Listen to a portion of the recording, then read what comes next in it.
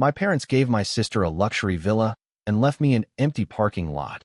You can always sleep under the stars, they laughed. But when I turned it into a business, they came begging for a share. Can you imagine being told your worth is less than dirt? My own parents, the people who were supposed to love me unconditionally, looked me dead in the eye, handed my sister a multi-million-dollar mansion, and then, for me, just a dusty, empty parking lot. And then they actually laughed, telling me, "You can always sleep under the stars, Marcus." That was the moment I knew everything I believed about family was a lie. Growing up, I was Marcus Wilson, 32 years old, and I'd held on to the idea that family was everything. My parents and older sister, Natalie, created this illusion of a perfect support system.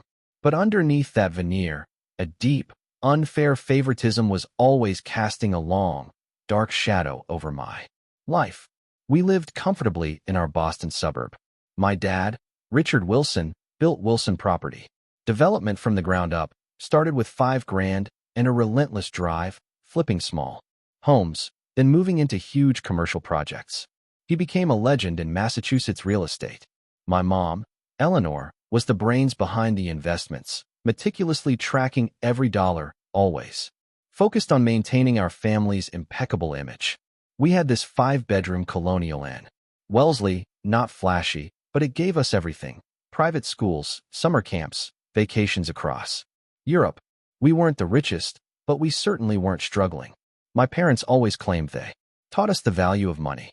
But looking back, the signs of favoritism were screaming at me from day one. I just normalized it as a kid. I mean, for Natalie's 10th birthday, she got a custom-built treehouse, a $15,000 marvel with electricity, insulation, handcrafted furniture. 3 years later, when I turned 10, I got a tent for the backyard and a sleeping bag. "We want to encourage your love of nature," they said. Every Christmas, same story. Natalie would unwrap the latest electronics, designer clothes, whatever else topped her extensive wish list. Me? I got practical gifts, school clothes, books, maybe some sports equipment if I'd shown interest. One time, I actually questioned the disparity, and my mom just shrugged it off. "Natalie has different needs than you do, Marcus. We love you both equally." It was infuriating. So, I buried myself in academics, hoping that scholastic achievements would finally earn their approval. I graduated valedictorian, all while holding down a job at the local hardware store. Every weekend, my parents showed up to the ceremony, clapped politely during my speech, sure. But that evening, our celebration dinner somehow turned into a discussion about Natalie's upcoming college applications, despite her solidly average grades. Natalie, man, she knew how to play them. She'd dramatically share her struggles, making sure they always felt needed. When she crashed her first car, she sobbed in my father's arms about how scared she'd been. He replaced the vehicle the very next week. When she failed a college course, my mother hired an expensive tutor and even convinced the professor to allow a makeup exam. Meanwhile, I quietly solved my own problems, never wanting to burden them, a strategy that only made me more invisible. One summer, when I was 15, I busted my butt landscaping to save for a laptop I desperately needed for my advanced placement courses. After 2 months of breaking my back in the Massachusetts humidity, I was still $800 short. Instead of asking my parents for help, I settled for a refurbished model that crashed constantly. That same month, Natalie just casually mentioned at dinner that she wanted to redecorate her bedroom. The next day, my parents hired an interior designer with a $5,000 budget. Despite everything, I truly loved my parents. My father would occasionally take me fishing, those rare one-on-one moments where I actually felt seen by him. My mother would sometimes save articles about business innovations for me, knowing I was interested in entrepreneurship. These small gestures, these tiny crumbs, they kept hope alive that someday they'd recognize my worth. But then came my 16th birthday. That's probably the most painful memory. I'd been accepted into this prestigious summer business program at Yale, designed for promising high school students. The application was brutal: essays, recommendations, a project proposal. When the acceptance letter arrived, I was ecstatic. The program cost $8,000, including 6 weeks of housing and instruction from literal business leaders and professors. I'd researched scholarships, but couldn't find any I qualified for. That's a significant investment, my father said when I showed them the letter. Let's think about whether this is the best use of educational funds. 2 weeks later, they announced they couldn't afford the program because they'd just committed to funding Natalie's semester abroad in Paris, an optional program at her college with a $20,000 price tag. I never mentioned the business program again. I spent that summer working 2 jobs and devouring business textbooks I borrowed from the local library. Years later, I discovered that 3 of the program's alumni had gone on to become successful venture capitalists. One of them could have been a valuable connection for what I would eventually build. Through every disappointment, every unfair slight, I told myself that someday my dedication would pay off. Someday they would see me, really see me, and recognize that I was worthy of the same love and support they lavished on Natalie. I held on to that hope like a life raft in increasingly turbulent waters. College choices only hammered home the stark contrast in how my parents valued our futures. I received acceptance letters from several universities, including Cornell, which offered a partial scholarship covering about 60% of the tuition. When I brought the news to my parents, expecting at least some celebration, my father just nodded and said, "That's still quite expensive. Massachusetts State has an excellent business program, and you could live at home to save on housing costs." The decision was essentially made for me. I attended Massachusetts State University, working 20 hours a week at the campus bookstore, another 15 at a local restaurant on weekends, all while maintaining a full course load. Sleep became a luxury I could rarely afford. Meanwhile, I watched Natalie pack for Brown University, where our parents covered her full tuition, housing in the most expensive dormitory, and a generous monthly allowance for incidentals. Her Instagram? It was a highlight reel of campus events, weekend trips to New York City, spring break in Cancun. When she'd complain about her challenging schedule during family dinners, I would bite my tongue until it nearly bled. Despite the exhaustion, I thrived academically. My business degree with a minor in urban planning came with honors, and my professors recognized my potential. Dr. Harrington, my urban economics professor, connected me with several alumni in the commercial real estate industry, resulting in 3 job interviews before graduation. Graduation day highlighted the disparity once again. Natalie had graduated a year earlier, receiving a brand new BMW as her entry into adult life gift. She'd struggled to find employment that interested her, bouncing between 3 different jobs in her first year post-college. My parents seemed utterly unbothered by her lack of direction, assuring her she had plenty of time to find her path. After I received my diploma, my parents presented me with a refurbished laptop. "For your job applications," my mother explained. I expressed genuine gratitude. The computer I'd been using was on its last legs, and I couldn't afford to replace it. Still, I couldn't help but calculate the difference between a $45,000 vehicle and an $800 laptop. I secured an entry-level position at Greenwood Commercial Properties, a mid-sized firm specializing in urban retail spaces. The starting salary was modest, but the potential for commission and advancement seemed promising. My 1-bedroom apartment in a less desirable neighborhood of Boston consumed nearly 40% of my monthly income, but it was mine, the first space that felt truly my own. At Greenwood, I discovered my talent for identifying undervalued properties.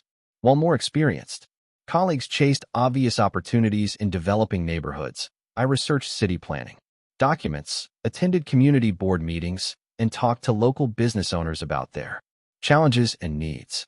6 months into the job, I brought in a client who purchased a seemingly undesirable warehouse space that I'd identified as the perfect location for a craft brewery based on upcoming transit developments and changing neighborhood demographics. "You've got good instincts, kid," my manager said after the commission check cleared, my largest to date.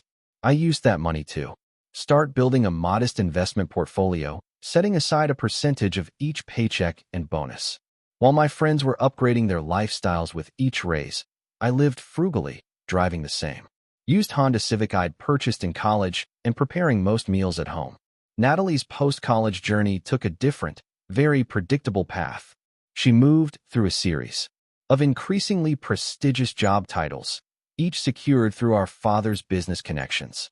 Yet, none seemed to stick. She'd start enthusiastically, then gradually lose interest as the reality of workplace expectations set in. Between positions, our parents subsidized her apartment in Back Bay, one of Boston's most exclusive neighborhoods.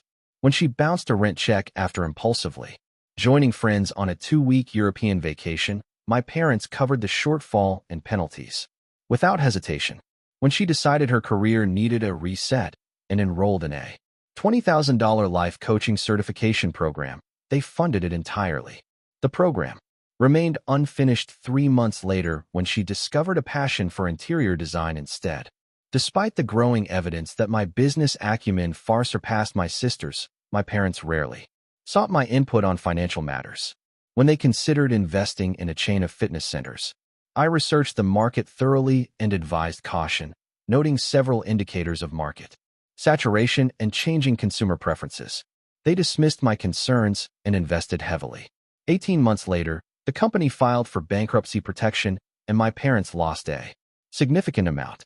They never acknowledged that I'd been right. Through it all, I maintained hope that eventually my parents would recognize what I was building. Not just a career, but a knowledge base and skill set that could benefit our family. I dreamed of someday joining forces with my father, perhaps even taking over the family business when he retired. I imagined him finally saying the words I longed to hear. "I'm proud of you, son. You've earned your place." Instead, I received occasional, distracted inquiries about how work was going during our increasingly infrequent family dinners, before the conversation inevitably shifted to Natalie's latest endeavors or my parents' social engagements. I continued to show up, continued to hope for change, continued to believe that family meant something sacred that would eventually transcend the patterns of favoritism. That belief would soon be tested beyond anything I could have imagined. The text from my father came on a Tuesday afternoon. "Dinner this Friday at 7. Your mother and I have some important matters to discuss with you and Natalie." The formal tone was unusual, piquing my curiosity. I confirmed my attendance and spent the next 3 days wondering what warranted such a scheduled announcement. Part of me dared to hope this might be about my father's long-mentioned, but never realized plans to bring me into the family business. I'd spent 8 years building my reputation at Greenwood, working my way up to senior property consultant with an impressive client roster. Perhaps they'd finally noticed my accomplishments. The thought sent a familiar surge of yearning through me, that childish desire for parental approval I couldn't seem to outgrow. I arrived at my parents' home exactly at 7, parking my Civic next to Natalie's latest vehicle, a luxury SUV I recognized as a recent model worth at least $80,000. The contrast between our cars mirrored our lives, hers flashy and expensive, mine reliable but unremarkable. The house smelled of my mother's beef Wellington, her standard meal for significant occasions. The dining room gleamed under chandelier light, the good china and crystal arranged perfectly on the antique mahogany table that had been my grandmother's. "Marcus." My mother air-kissed my cheek, careful not to smudge her lipstick. "You look tired. Darling, are they working you too hard at that company?" Before I could answer, my father emerged from his study, crystal tumbler of scotch in hand. "Son," he nodded, clapping my shoulder. "Glad you could make it." Dinner began with casual conversation, my mother's charity committee work, my father's golf game, Natalie's recent weekend in the Hamptons with friends whose names were apparently supposed to impress me. I shared a brief update about a major client signing, which received polite nods before the topic shifted back to Natalie's social connections. After dessert, my mother's pavlova, another special occasion signal, my father cleared his throat and straightened in his chair. "Your mother and I have been doing some estate planning," he began, his tone shifting to what I recognized as his business voice.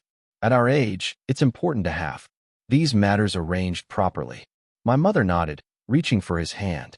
"We want to be transparent about our decisions while we're all together." I noticed Natalie sit up straighter, a smile playing at her lips. She knew something I didn't. "As you know," my father continued, "we've built a substantial portfolio over the years. The core of Wilson Property Development will transition to a management company upon my retirement, but we've decided to distribute certain assets to you both now rather than waiting My heart quickened. Was this really happening? After years of feeling overlooked, were they finally including me in a meaningful way? Natalie, my father turned to my sister with a warm smile I rarely saw directed at me. We're transferring the Gulf Breeze property to you, effective next month. The Gulf Breeze property. There. Vacation villa in Florida, a stunning 4-bedroom oceanfront home in an exclusive community. I'd visited once, marveling at the infinity pool that seemed to merge with the Gulf of Mexico beyond it. Last I'd heard, properties in that development were selling for around $3 million. Natalie squealed, jumping up to hug both our parents. Thank you. Thank you. I've always loved that house. We know, sweetheart, my mother beamed. You've always appreciated beautiful things. The property has appreciated considerably. It's worth about $3.2 million now. A solid investment for your future. $3.2 million. Just hand it over. I sat frozen, waiting for the other shoe to drop, for my parents to reveal what comparable gift they had planned for me. Natalie returned to her seat, practically glowing with excitement. 3 sets of eyes turned to me. My father cleared his throat again. Marcus, he began, his tone noticeably different, more businesslike, less warm. We've considered what would be appropriate for you. I nodded, trying to keep my expression neutral, despite my racing thoughts. You've always been practical, focused on business potential rather than luxury, he continued. So, we've decided to transfer ownership of the downtown lot to you. I blinked, momentarily confused. The downtown lot? You mean the empty parking area on Franklin Street? My mother smiled tightly. That's the one. It's the last remaining undeveloped property in our portfolio. The last remaining undeveloped property. Translation: the property they hadn't bothered to do anything with because it wasn't worth developing. I knew the lot. A small, empty rectangle of cracked asphalt surrounded by a chain-link fence in a transitional area downtown. Last time I'd driven past it, someone had been sleeping in a tent in one corner. The city has been making noise about that neighborhood for years. My father waved his hand dismissively. Maybe someday it'll be worth something. In the meantime, you could probably rent it out for monthly parking if you want some income from it. My mind raced to calculate the value disparity. The lot was maybe 10,000 square feet in a questionable area. Even being generous, it might be worth $200,000, less than 1/10 the value of Natalie's gift. I struggled to find words that wouldn't betray the shock and hurt flooding through me. Oh, don't look so disappointed. My father chuckled, misreading my expression entirely. Property is all about vision. Maybe you'll see something in that lot that we missed. And if not, my mother added with a laugh that felt like a slap, you can always sleep under the stars. Wasn't camping always your thing? They both laughed at her joke. Natalie joined in after a beat, covering her mouth delicately as if trying to hide her amusement. I forced a smile that felt like plastic stretching across my face. Thank you for thinking of me. The words tasted like ash. The paperwork is being prepared, my father continued. Already moving on. You'll need to sign everything next week. Our lawyer will contact you both. The remainder of the evening passed in a blur. I excused myself as soon as was politely possible, citing an early meeting the next day. No one protested my departure. In my car, I sat motionless in the driveway for several minutes, hands gripping the steering wheel so tightly my knuckles turned white. The magnitude of the insult was almost incomprehensible. It wasn't just about the monetary value, though that disparity was staggering. It was the message behind it. Asterisk, you are worth less. You have always been worth less. Asterisk, 32 years of trying to earn their approval, of telling myself that someday they would see me, crystallized into a single, painful truth. They had seen me all along. They just didn't value what they saw. Tears burned behind my eyes as I finally started the engine. I wouldn't give them the satisfaction of breaking down in their driveway. The drive home was a blur of streetlights and swallowed sobs, my mind cycling through disbelief, rage, and a grief so profound it felt physical. By the time I reached my apartment, something had shifted inside me. The last remnants of childish hope had burned away, leaving something harder and clearer in its place. I wouldn't beg for scraps of their approval anymore. Whatever happened next, I would build it myself. The empty parking lot, the punchline to the cruel joke that had been my relationship with my parents. You can always sleep under the stars. Fine. Maybe I would. The morning after that dinner, I called in sick to work for the first time in 3 years. I needed to see this parking lot, my parking lot, with fresh eyes, not as the insult my parents intended, but as something else. What? I wasn't sure yet. I arrived downtown just after 9, armed with coffee and a determination I couldn't quite name. The Franklin Street lot looked even worse in daylight than I remembered. Approximately 90 by 110 feet of cracked asphalt surrounded by a rusting chain-link fence with faded "no trespassing" signs. Weeds pushed through the fractures, and trash had collected along the fence line. I sat in my car, staring at my inheritance through the windshield, trying to see past the neglect. The location, actually, wasn't terrible. 2 blocks from the edge of the entertainment district where new restaurants and bars had been opening. Walking distance to a renovated theater that drew decent crowds on weekends. Street parking in the area was limited and expensive. A movement in the corner of the lot caught my eye. An elderly man with a weathered face emerged from behind a cluster of overgrown bushes, carrying a tattered backpack. He nodded at me cautiously as he made his way to the gate. I got out of my car and approached him. "Good morning." He regarded me wearily. "Morning. You the new owner?" Surprised, I nodded. "How did you know?" "Seen you before," he said, driving by real slow like. Different from the other suits who come by. He extended a calloused hand. "Name's Frank. I keep an eye on things around here." I shook his hand. "Marcus. Wilson." "Wilson, like the development company?" His eyes narrowed. "My father," I confirmed. Frank nodded slowly. "Makes sense now. Well, what are you planning to do with this patch of nothing?" "Put up another high-rise nobody who grew up here can afford." The bitterness in his voice resonated with my own feelings. "I don't know yet. Just getting a feel for what I've got." Frank snorted. "What you've got is the last piece of downtown the developers haven't ruined yet." He gestured around. "I've been watching this neighborhood change for 40 years. Used to be families, small businesses.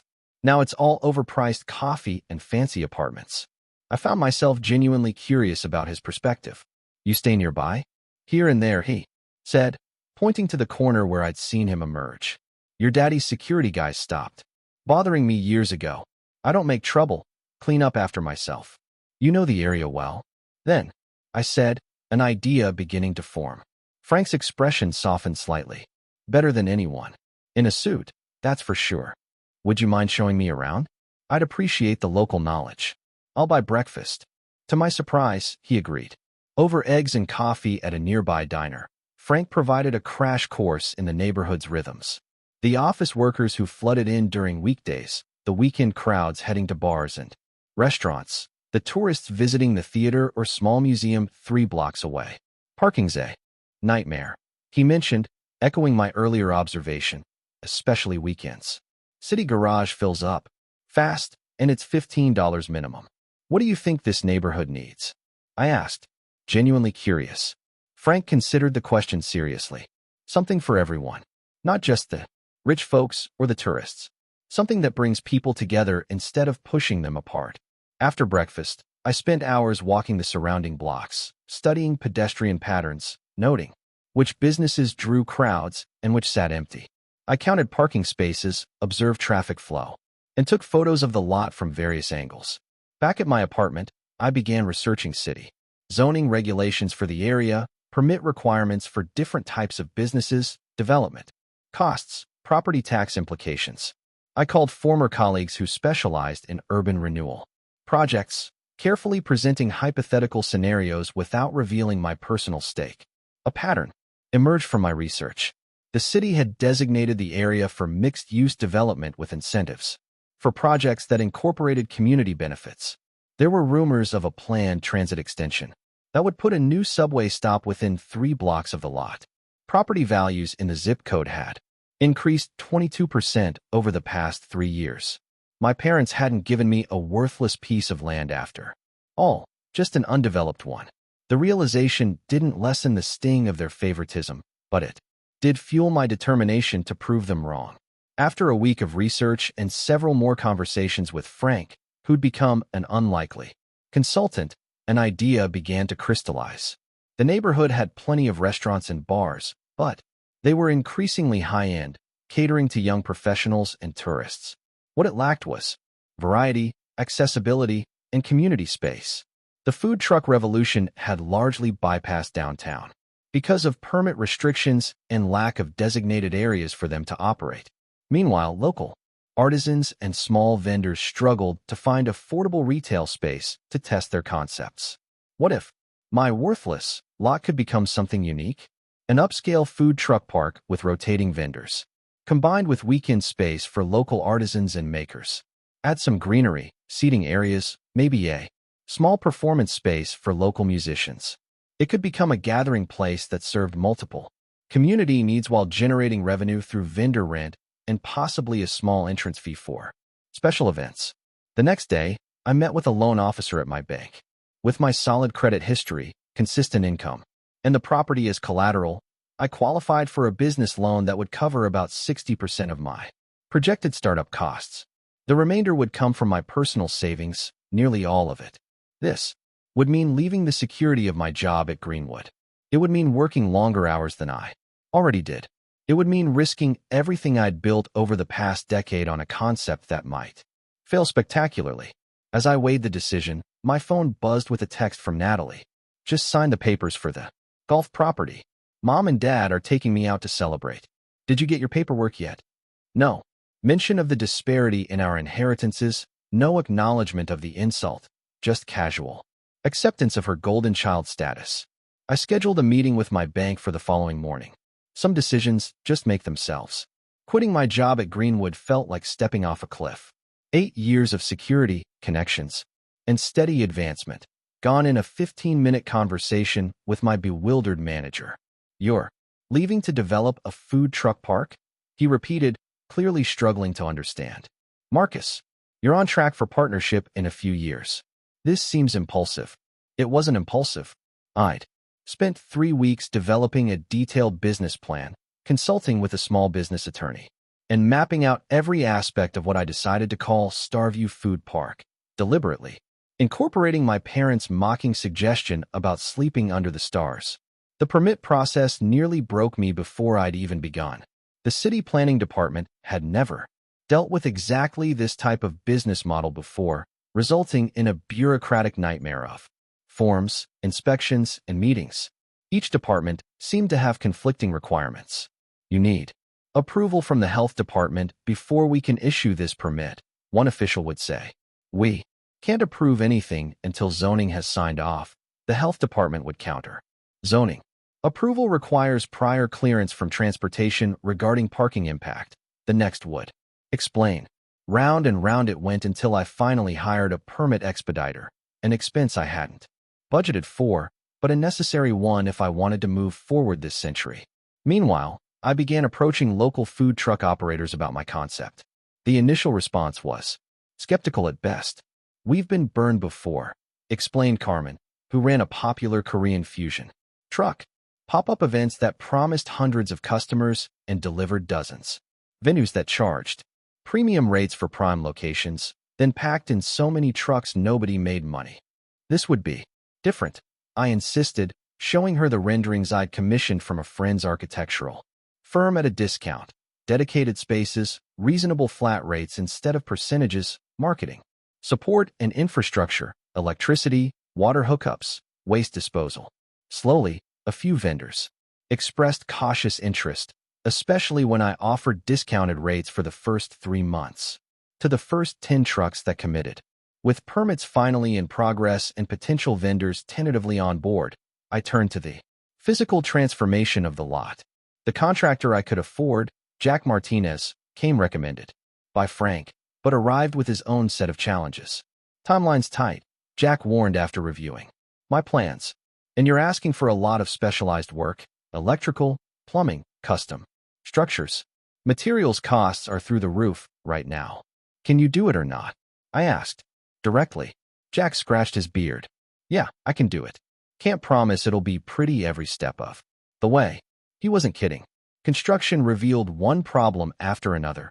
Ancient utility lines that weren't on any city map, soil contamination requiring specialized disposal, unexpected drainage. Issues. Each discovery added to costs and delayed progress. My savings dwindled alarmingly. I downgraded from my already modest apartment to a tiny studio, sold my car, and bought a 10-year-old pickup truck instead, and cut every possible expense. I took on freelance consulting work on evenings and weekends, advising small businesses on property decisions while trying to build my own. Frank became an unexpected ally during this period.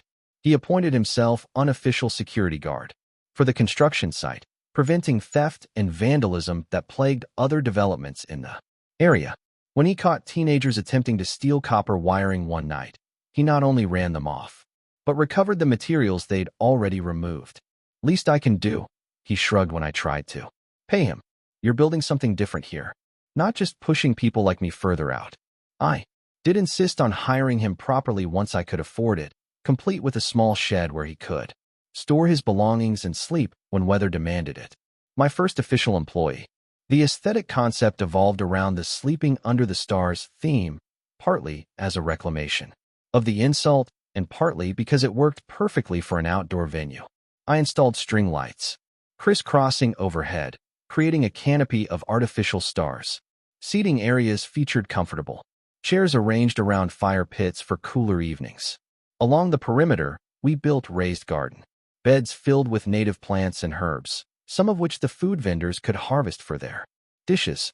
For the food trucks themselves, I created 10 dedicated spaces along 2 sides of the lot, each with its own electrical hookup, water connection, and small branded sign that could be changed as vendors rotated. The center of the lot became a dining area with a mix of tables, from 2-person cafe settings to longer communal tables that encouraged mingling. In one corner, we built a small, covered stage for weekend music performances, comedy nights, or community events. The opposite corner featured a play area for children, visible from all seating sections so parents could relax, while keeping an eye on their kids. Every decision balanced budget constraints against my vision. I couldn't afford new tables, so I found a restaurant supply liquidator and purchased mismatched pieces that we unified with custom resin tops embedded with fairy lights, another nod to the star theme. When custom signage quotes came in too high, I partnered with a local art school, offering free advertising for their program, in exchange for their students creating our entrance mural and directional signs.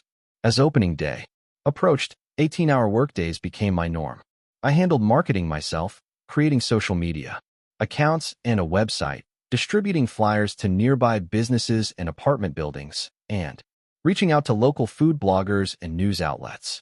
2 weeks before our scheduled opening, disaster struck. A severe storm flooded the nearly completed site, damaging electrical systems and warping some of the wooden structures. Insurance would eventually cover most of it, but the immediate repairs required cash I didn't have. I sat in my truck in the rain-soaked lot at midnight, calculating and recalculating numbers that refused to add up to anything but failure. For one weak moment, I considered calling my parents for a loan. The thought evaporated as quickly as it formed. I would sell plasma before giving them the satisfaction. Instead, I called the vendors who had committed to opening day and explained the situation honestly. To my surprise, 3 of them offered to prepay their first month's rent to help cover repairs. Carmen, the Korean fusion truck owner who'd been so skeptical initially, showed up the next day with her brother and cousin, both electricians, who offered to rewire the damaged sections at cost. Food truck people stick together, she said simply. You're one of us now. Those words, one of us, hit me harder than I expected. All my life, I'd been on the outside looking in, even in my own family. Now, strangers were showing me more support than my parents ever had. We worked around the clock that final week, finishing repairs and adding final touches. The night before opening, I stood alone in the center of Starview Food Park, surrounded by twinkling lights that reflected in the glossy tabletops. It wasn't perfect. Several projects remained half-finished, hidden behind decorative screens. The landscaping was sparse, the stage smaller than I'd envisioned. But it was mine, created from nothing but determination and spite, and a refusal to be defined by others' expectations. The social media campaign had gained unexpected traction, particularly after a local lifestyle blogger shared our sleeping under the stars origin story, a carefully edited version that presented my parents' comment as a challenge rather than an insult. By opening day morning, our Instagram account had over 2,000 followers, and the event page showed nearly 500 people interested in attending. I tried to temper my expectations. Social media interest rarely translated directly to attendance. If we got 100 people throughout the day, I'd consider it a success. By noon, there was a line at the entrance. By 2 o'clock, all 10 food trucks had lines of their own. By evening, we'd welcomed over 800 visitors, and several vendors had sold out completely. Starview Food Park was officially open for business, and against all odds, it appeared to be a hit. The success of opening weekend wasn't a fluke. Over the next months, Starview's popularity grew steadily, driven by word of mouth and social media. Local food bloggers praised our rotating vendor lineup, and the weekend artisan market quickly became a destination for people seeking unique, locally made goods. By month 3, we had a waiting list of food trucks wanting to secure a spot in our rotation. I implemented a system that balanced established vendors with newcomers, ensuring regular customers would find both familiar favorites and new options each visit. Weekday lunch. Business boomed with nearby office workers, while evenings and weekends drew a diverse crowd from across the city. The financial reality exceeded my most optimistic projections. By month 4, I'd repaid 20% of my bank loan and was able to begin drawing a modest salary instead of living off dwindling savings and credit cards. By month 6, I hired 2 part-time staff members to help with daily operations, giving me occasional evenings off for the first time since construction began. Local press took notice. The city's major lifestyle magazine featured Starview in a spread about urban renewal, praising our community-centered approach and accessible price point that democratizes the gourmet food experience. A local news station ran a human interest story about Frank, now our official site manager, and his journey from homelessness to employment. The publicity brought even more customers. Expansion happened organically. We added a Sunday morning farmers market that complemented the artisan vendors. Live music performances, initially scheduled only on weekend evenings, became a nightly feature due to popular demand. When customers repeatedly requested merchandise, we partnered with a local screen printing shop to create branded t-shirts and tote bags, which sold out within days. Through it all, I heard nothing from my family. I hadn't expected to. The paperwork transferring ownership of the lot had been handled through attorneys with no direct contact required. I'd seen my parents' names in the local business journal, occasionally announcing new developments or charity contributions, but our paths hadn't crossed in the months since the inheritance dinner, until Natalie showed up unannounced one Tuesday afternoon. I was reviewing applications from potential new vendors when Frank knocked on my office door, a repurposed shipping container at the edge of the property that served as our administrative headquarters. "There's a lady here asking for you," he said, his expression making clear he didn't approve of the visitor. "She's your sister." My stomach tightened. "Thanks, Frank. I'll come out." Natalie stood near the entrance, looking dramatically out of place in designer clothes and impractical shoes, surveying the lunch crowd with an expression I couldn't quite read. When she spotted me approaching, her face arranged itself into a familiar smile, the one she used when she wanted something. "Marcus, this place is amazing. Why haven't you told us about it?" No greeting, no acknowledgement of our months without contact. Typical Natalie.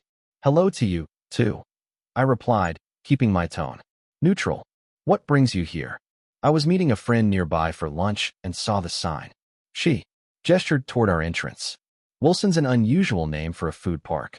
Then I remembered Dad mentioned giving you some old lot downtown. I had no idea you'd done all this with it. The genuine surprise in her voice might have been comical if it weren't so revealing.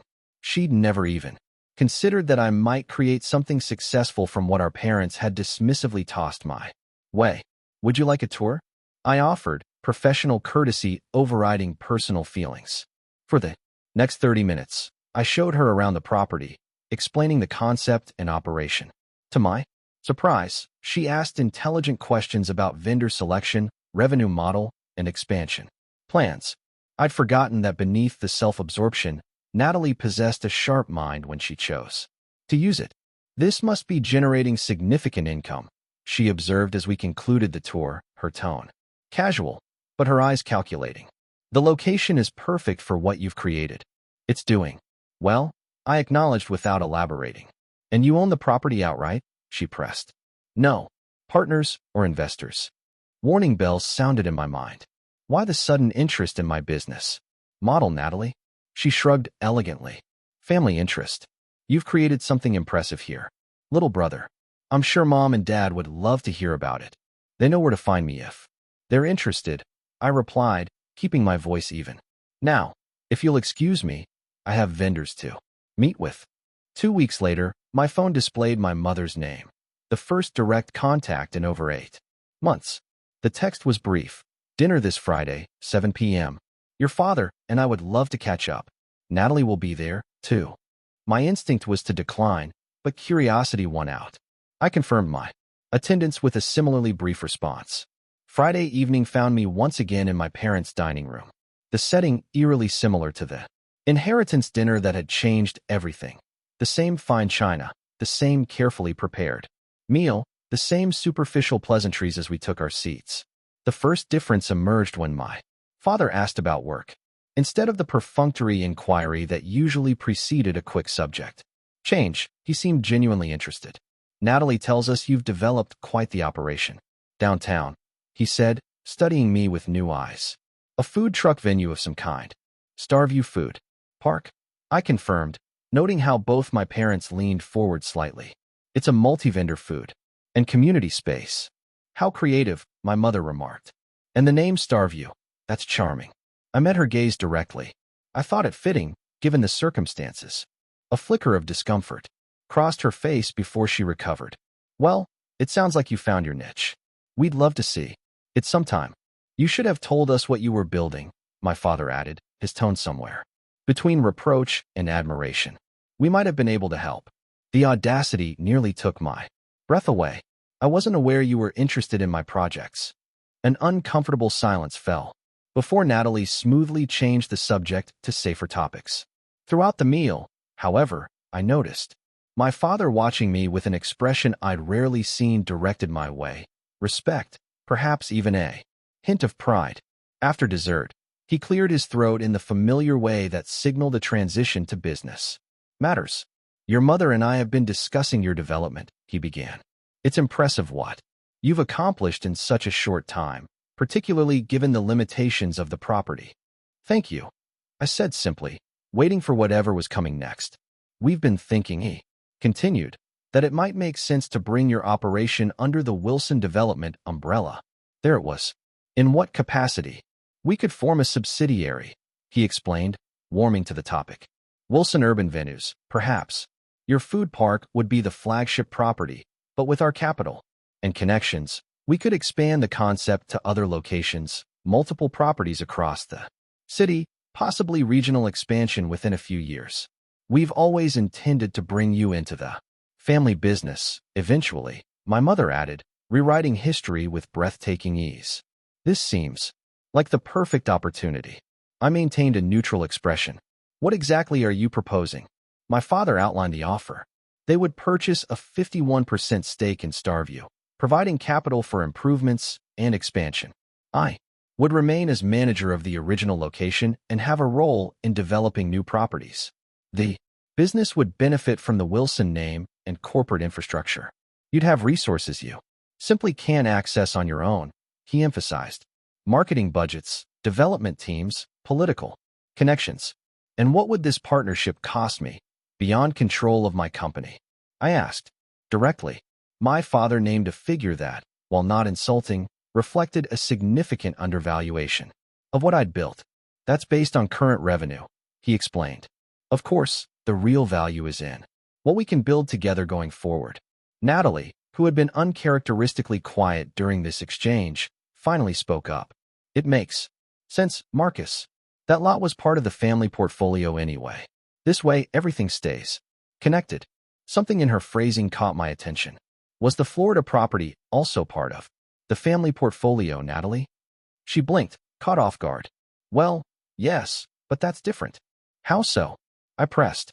The villa was always meant for personal use, my mother interjected. Your project is clearly a commercial venture. A surprisingly successful one, my father added his tone, suggesting he still couldn't quite believe it, which is why incorporating it into our larger operation is the logical next step. I looked around the table at their expectant faces. They truly believed I would jump at this offer, that after a lifetime of being the less favored child, I would gratefully hand over my creation for their approval and a check that represented a fraction of its worth. I appreciate the offer, I said carefully, but I'm not interested in selling any portion of Starview at this time. The shocked silence was almost comical. You're turning us down? My father's incredulity would have been insulting if it weren't so predictable. Marcus, my mother said in her reasonable voice, you need to think about the bigger picture, the family legacy. I have thought about it, I replied. For 32 years, actually, and I've decided to build my own legacy. My father's expression hardened. That property was only meant as a starting point. We never anticipated you'd actually develop it independently. And there it was, the truth behind the gift. They'd never expected me to do anything worthwhile with it. The lot was meant to be a placeholder, a token inheritance that wouldn't require them to treat me equally, but would prevent me from claiming they'd completely disinherited me. Then I suppose we've all been surprised, I said evenly. You're being short-sighted, my father insisted, frustration coloring his tone. That lot is surrounded by properties we're developing. Your little food park doesn't fit our long-term vision for the area. Perhaps you should have considered that before transferring ownership to me, I suggested. Natalie, sensing the conversation derailing, attempted intervention. Marcus, be reasonable. You've created something nice, but you must realize you owe some of that success to the family name and connections. I turned to her, genuinely curious. Which connections would those be, Natalie? The ones that never return my calls. The business associates who didn't know I existed until Starview started getting press. That's not fair, my mother protested. No, I agreed. It hasn't been fair for a very long time. My father's face had reddened, a sign I recognized from childhood as preceding an outburst. This is about the inheritance, isn't it? You're holding a grudge because your sister received a more valuable property. This is about recognizing my worth, I corrected him. Something I finally learned to do for myself, since no one in this family ever did. We could pursue this legally, he threatened, his voice dropping. There were conditions in the transfer that could be invoked. I had anticipated this possibility. My attorney reviewed the paperwork thoroughly before I began development. The transfer was clean and unconditional. But by all means, pursue whatever legal avenues you believe might exist. The stunned silence confirmed what I'd suspected. The threat was empty. I stood, placing my napkin beside my half-eaten dessert. Thank you for dinner. I should get back to my business. Marcus, my mother called as I reached the dining room doorway. Don't leave like this. We're family. I paused, turning back to face them one last time. You're right. We are family. But that doesn't entitle you to what I've built from the scraps you tossed me. As I walked to my truck, I felt lighter than I had in years. No more seeking approval that would never come. No more measuring my worth against Natalie's golden child status. No more hoping that someday they would see me. I didn't need them to see me anymore. I could see myself clearly now, and that was enough. The threat of legal action, empty as it was, still warranted precaution. The morning after the confrontational dinner, I met with my attorney to ensure Starview was fully protected against any potential claims. She reviewed the property transfer documents and confirmed what I already knew. My parents had no legal grounds to challenge my ownership or development of the lot. The paperwork is ironclad, she assured me. They transferred full ownership with no conditions or reversal clauses. Whatever their intentions might have been, legally, that parking lot is yours to do with as you please. With that concern addressed, I refocused entirely on growing the business. Starview's first anniversary approached, and we'd exceeded all financial projections. The waiting list for vendor spots had grown so long that I began exploring the possibility of expanding to a second location. Using profits from the first year of operation, I purchased a similar-sized lot 8 miles away, near the University District.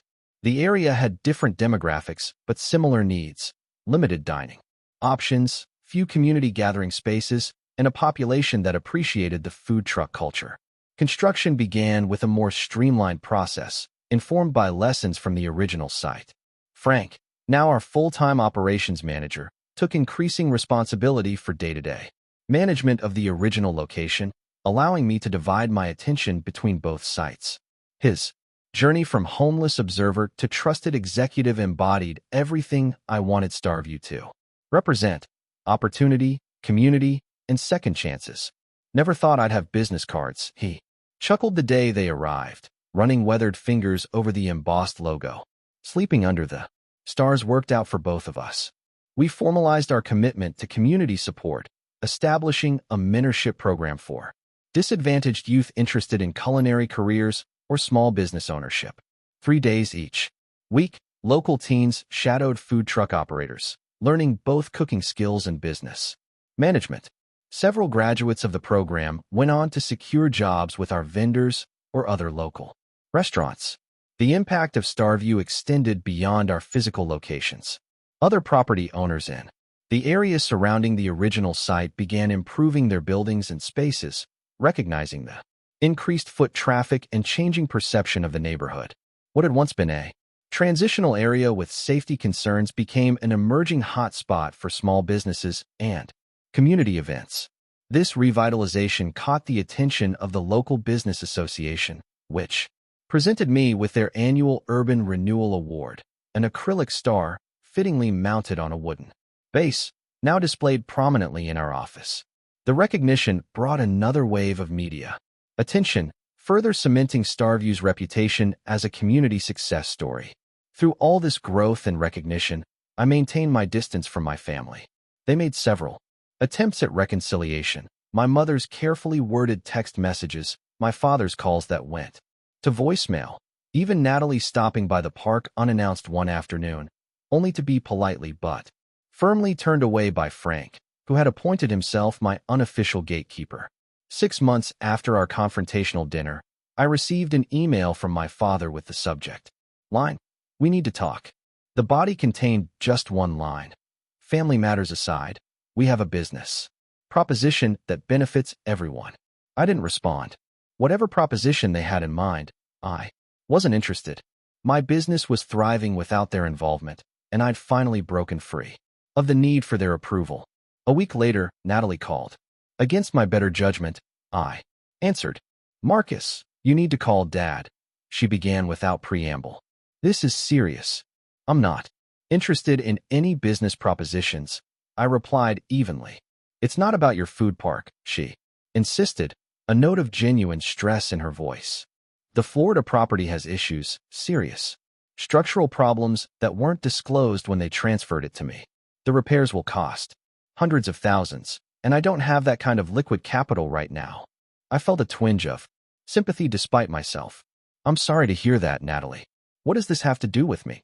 Dad and Mom are having some cash flow problems with their newest development. They can't help me right now. I thought maybe you." The request hung unspoken between us. After everything, she still expected me to bail her out, to use the profits from my little project to save her luxury villa. "No," I said simply. "Marcus, please. This is my home we're talking about. You have a condo in Boston," I reminded her.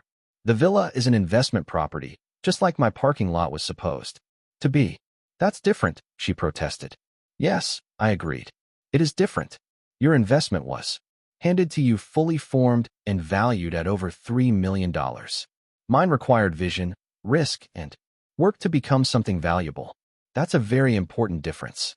She was quiet for a moment. "So, you won't help because you're still angry about the inheritance?" "I'm not angry anymore," I realized as I said it. "I'm grateful, actually.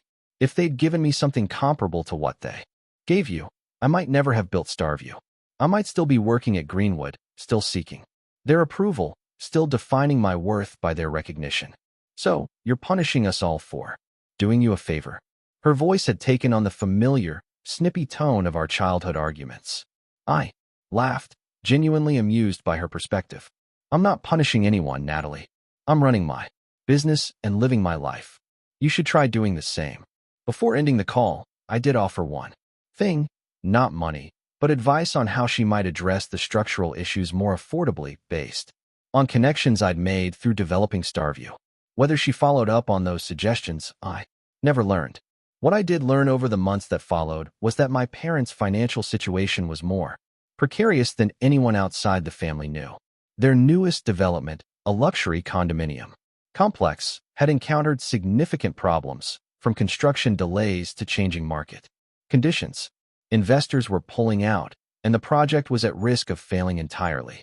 I heard about this not from my family, but from industry contacts who didn't realize the connection.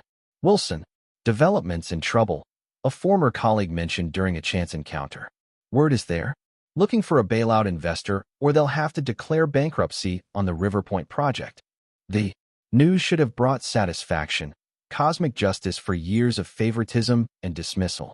Instead, I felt a complex mix of emotions, not glee, not quite sympathy, but something adjacent to both.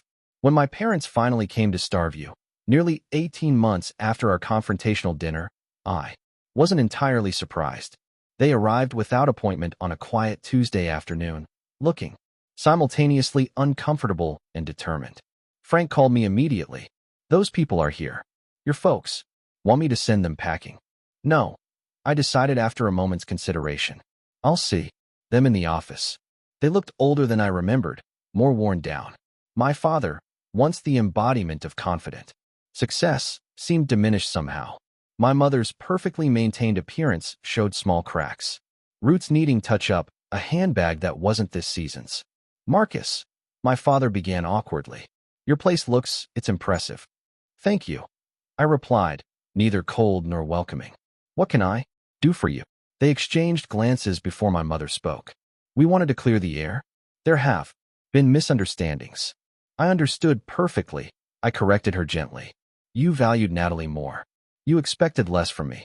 You never thought I'd amount to much." "That's not true," my father protested, but without conviction. "We made mistakes," my mother admitted, surprising me with her directness. "We treated you unfairly. We didn't see your potential. Or you saw it and felt threatened by it," I suggested. "Because I built something successful without your help or approval." My father flinched, but didn't deny it. "We're proud of what you've created here," he said. Instead, truly proud. "We should have seen what you were capable of long ago." "Is that why you're here?" I asked quietly. "To tell me you're proud now that I've proven my worth?" "We're here because we miss you," my mother said, her voice cracking slightly. "And yes, because we were wrong about you, about how we treated you, about everything." I studied them, searching for signs of manipulation or a hidden agenda. What I saw instead was something I'd never expected, genuine regret. "And the River Point project?" I asked quietly. "I've heard there are problems." My father straightened slightly, professional pride momentarily, overriding humility. "Nothing we can't handle." My mother shot him a look I couldn't quite interpret. "We didn't come about business," she insisted. "We came about family." And perhaps they had. Perhaps hitting rock bottom financially had forced them to reassess what truly mattered. Perhaps seeing what I'd built from nothing had made them question their assumptions about both their children. Perhaps they were genuinely sorry. Or perhaps they still wanted something from me. The truth probably contained elements of both. "I appreciate you coming," I said carefully. "And I accept your apology. But rebuilding trust takes time. I'm not ready for family dinners and holiday gatherings just yet." Relief and disappointment word on my mother's face. "But someday, there's a possibility?" "There's always possibility," I acknowledged. "But on my terms, my timeline, and complete separation between family and business matters." My father nodded slowly. "Fair enough." As they prepared to leave, my father paused at the door. "For what it's worth, your sister's struggling with the villa situation. The repair costs keep mounting." I smiled slightly. "She mentioned that." I gave her some contractor recommendations that might help. "But not money," he observed. "No," I confirmed. "Not money. She needs to learn the same lesson I did. How to build something for herself." After they left, I walked through Starview during the dinner rush, watching families and friends gathered around tables, enjoying food and conversation beneath the canopy of lights. Frank nodded too. Me from his position near the entrance, where he was chatting with regular customers. On the small stage, a local acoustic duo played for an attentive audience. All of this from an empty parking lot. All of this from sleeping under the stars. The second location was nearing completion, and I'd begun preliminary talks about franchising the concept to other cities. The mentorship program had expanded to include business planning workshops and startup microgrants for promising graduates.